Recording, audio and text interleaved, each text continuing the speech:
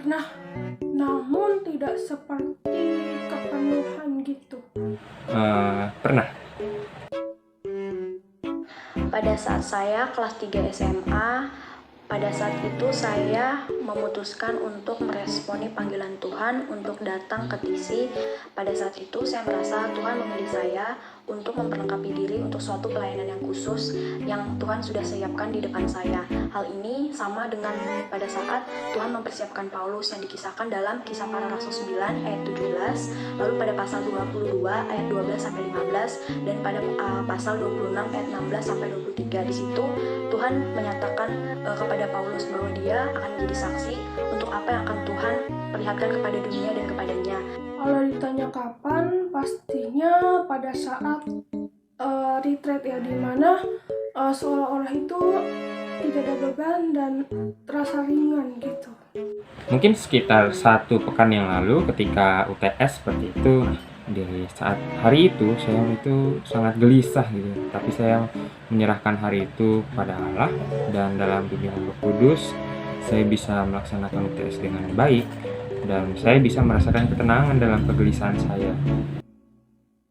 Semakin mendekatkan diri dengan Tuhan dengan cara rajin berdoa, saat teduh, baca Alkitab, maupun buku-buku yang mampu membuat saya semakin bertumbuh dari hari ke hari. Serta yang paling utama sebagai orang yang sudah diselamatkan oleh Roh Kudus adalah berusaha untuk tidak mendukakan Roh Kudus, seperti yang sudah tertulis dalam Efesus 4 ayat 30, bahwa kita sebagai orang yang sudah ditebus oleh Tuhan seharusnya tidak mendukakan Roh Kudus dengan dosa-dosa yang kita lakukan.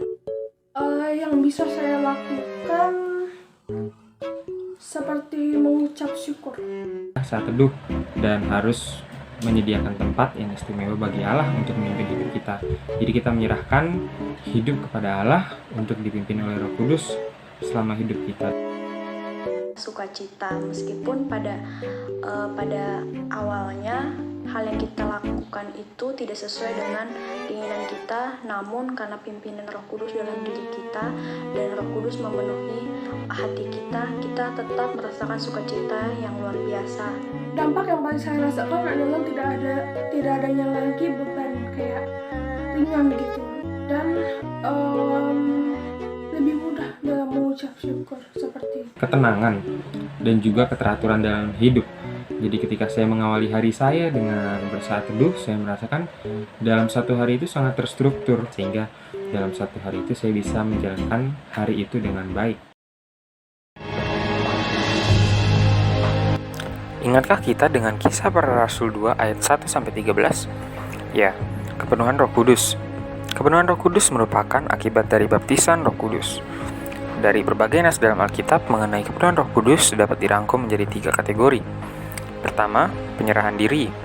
Dalam Kisah Para Rasul 6 ayat 1-7, 7 murid yang diutus para rasul adalah orang-orang yang menyerahkan hidup mereka kepada Roh Kudus, sehingga mereka dipenuhi oleh Roh Kudus. Kedua, perlengkapan untuk suatu pelayanan yang khusus. Dalam Lukas 1 ayat 5 sampai dengan 25, kita melihat Yohanes Pembaptis telah dipenuhi Roh Kudus sejak dalam kandungan dan ditentukan untuk menyiapkan jalan bagi Yesus. Ketiga, untuk menjalankan tugas langsung dan mendesak. Seperti dalam Kisah Para Rasul 7 ayat 55 sampai 60, Stefanus yang bersaksi tentang Yesus menjelang kematiannya. Lalu bagaimana kita mengetahui apakah kita sudah dipenuhi Roh Kudus atau belum? Ciri kepenuhan roh. Pertama, berkata-kata. Dalam Kolose 3 ayat 16, yaitu perkataan Kristus yang diam di antara para rasul, tidak memberikan hikmat mengajar, menegur seorang akan yang lain. Hal ini disamakan dengan persekutuan rohani, bernyanyi dan bersorak bagi Tuhan. Hal ini disamakan dengan memuliakan Tuhan dan menyanyikan pujian baginya. Ketiga, senantiasa mengucap syukur atas segala sesuatu. Artinya, orang percaya dipenuhi roh senantiasa mengucap syukur atas segala sesuatu yang mereka miliki dalam hidup. Ada satu perintah yang harus dipenuhi, yaitu hendaklah kamu penuh dengan roh. Yang pertama, itu adalah bentuk perintah. Yang kedua, kata kerja berbentuk jamak. Yang ketiga, dipenuhi atau berbentuk pasif. Yang keempat, bentuk kata kerja masa kini, menunjukkan bukan pengalaman yang mengesankan, melainkan upaya yang dimiliki terus-menerus. Jadi kesimpulannya adalah Kepenuhan Roh Kudus adalah bentuk akibat dari baptisan roh di mana dalam keadaan ini manusia diberikan peran untuk bisa menyediakan tempat bagi Roh Kudus untuk memenuhinya, sehingga manusia perlu mengusahakan hal tersebut terus-menerus. Kepenuhan Roh Kudus juga dapat diulang. Hal ini dijelaskan dalam Efesus 4 ayat 30 mengenai mendukakan Roh Kudus oleh dosa, sehingga Roh Kudus berhenti memenuhinya.